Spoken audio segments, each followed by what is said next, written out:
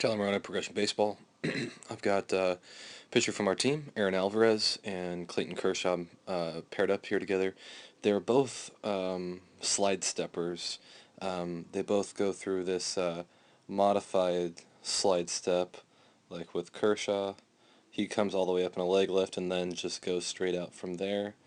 Aaron does something very similar in his delivery by taking the leg up and then back down again before going into delivery. So let's lock him up from this point going forward. So Kershaw is his front leg has already come back down again, and now his next movement is to go straight forward. With Aaron, he's already come back down from his leg lift, and rather than having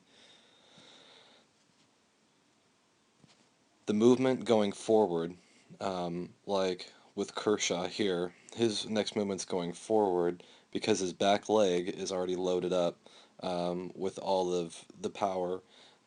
That's what he's using in his leg lift. So what Kershaw's doing is he's going to load this force vector right here, right about there, which is going to be there, and then about 54, whereas Aaron is pushing his knee completely out of torsion, like Kershaw is holding here in his knee, whereas Aaron's knee is pointing that way, which is him collapsing and losing his hip power into hip drive, and he's trying to push his force vector here down into the ground instead of using his body weight to help him get into that force vector like Kershaw is doing. So from this point we see that Kershaw is still holding torsion in his knee, so that from this point, when he gets to front foot strike, his chin starts here,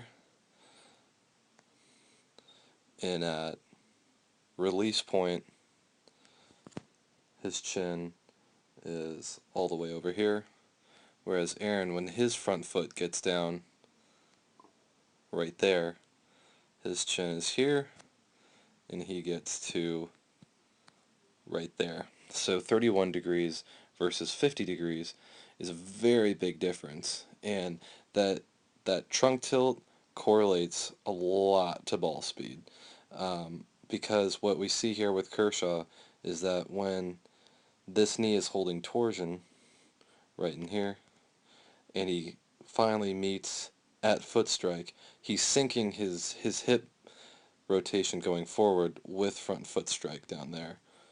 So as he's landing, boom, he's getting those hips open, fully open right there, still getting pretty good hip to shoulder separation, whereas with Aaron, as he's landing, he's already in full arm cock, let's see, he's already fully ready to throw this baseball. Yes, the hips are open, but there isn't any separation between these two parts right here. This is pretty much as open as you can be when landing, because his back leg isn't driving him forward like Kershaw's is. So by the time Kershaw gets to front foot strike, his arm is barely going up at this point, whereas with Aaron, because he sank that knee down into the ground as his first movement, the next indicated thing is for him to go back up to counterbalance that first movement he had, which was to go down.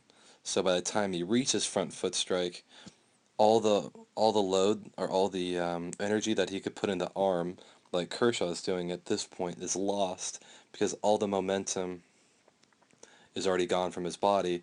That was all the momentum that he was creating was pushing him upwards and not straight towards the plate. Whereas with Kershaw coming all the way back from here, he's down from his leg lift, and now that he's going out, he's going straight.